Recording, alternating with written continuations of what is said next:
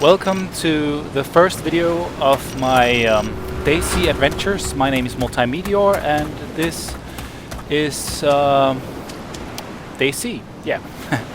I wanted to show you that this video, which was actually just a way for me to test FRAPS, and it turned out to be one of the most serendipitous, really fortunate spawns, and that I've really never had such luck in Daisy, which is a game that seems to screw you in which direction at every possible instance that it can get to screw you. And you see here, I'm thinking, well, same old.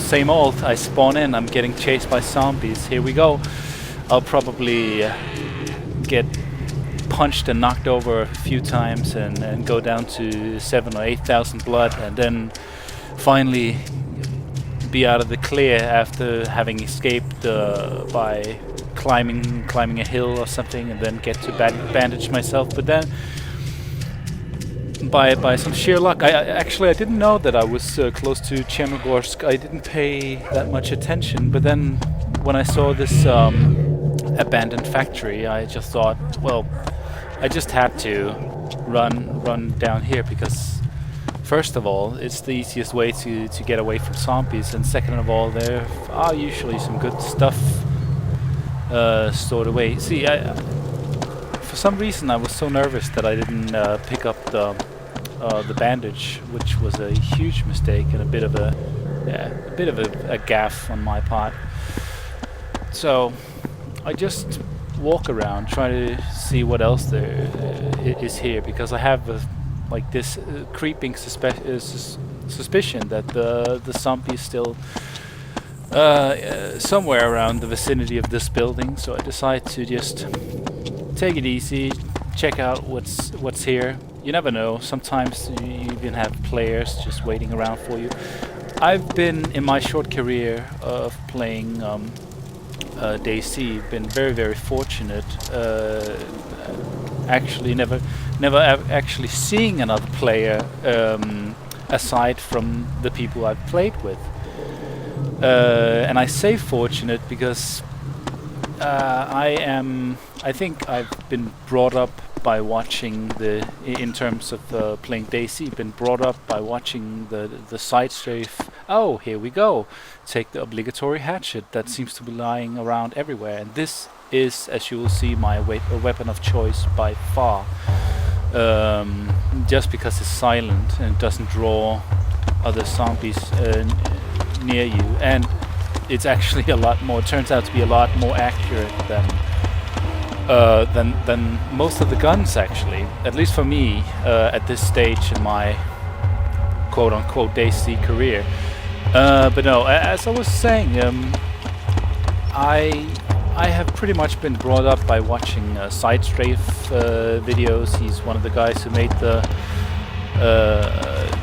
this mod popular, and he was pretty much on board with the game from the get-go. And he has this anti-PvP, unless it's necessary, unless it turns out to be necessary, policy. And I think, to some extent, I think both he and I would say that it's PvP is interesting in a game like this, which is purposely a survival horror game. Because it brings the intensity of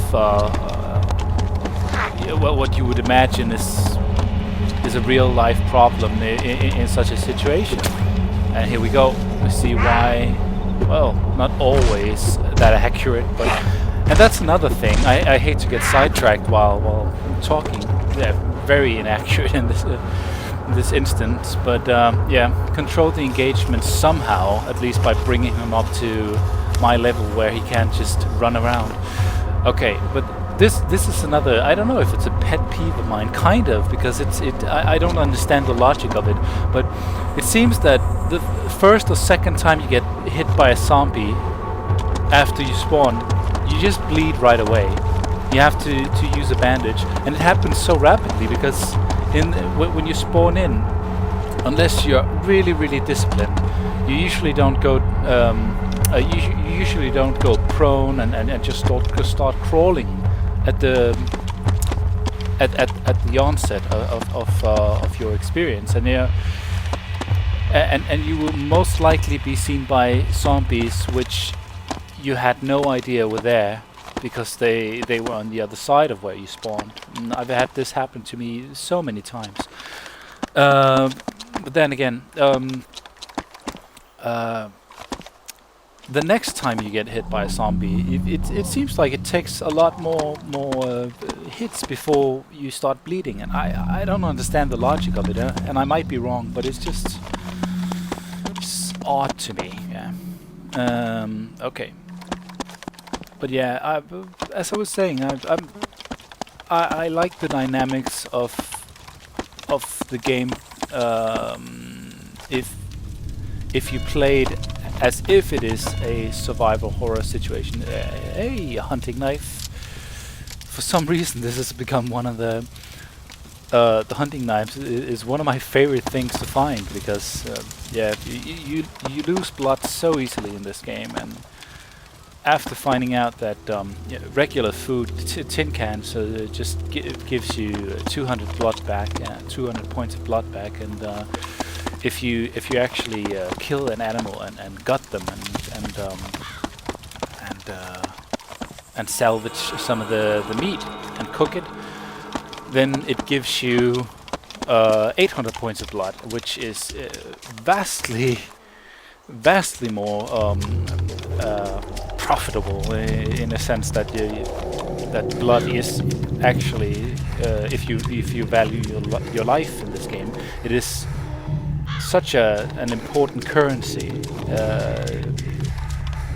And I say currency because every time you enter an engagement, you choose to invest in some kind of action by potentially putting your blood on the line. And as soon as you go down to 6,000, you will pass out ever so often. So it's really important to not go below 6,000. Also, you sacrifice vision. You sacrifice. If you go low enough, you sacrifice. Well, what is a good word here?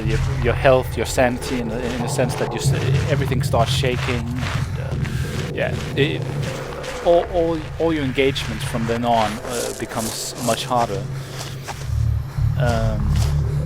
Yeah, but I just want to. I will split this video up, which is 26 minutes. It didn't play for that long. Just as I said, it was a way for me to test out FRAPS and see how the game did, and I think it did pretty well. The video is pretty well in terms of frames per second and so on. Yeah, I just wanted to share this, what I call a serendipitous find, and you'll see it becomes even more fortuitous as we move further into the next episodes. But I am coming to what I would call a halt in the first part of this session. And that's another thing. This wasn't actually for some reason what I would call my main account, because I did have a lot of stuff when I spawned in. When I closed down the last time, not a lot of stuff, but I did have a significant amount, and for some reason it perhaps because the server is using an older build, it had me create a new character, and I spawned in with almost nothing. 2 bandages as opposed to 1, 2 painkillers as opposed to 1, but that's about it. So, alright, I will stop the video here, and well, you see, this day just gets better and better.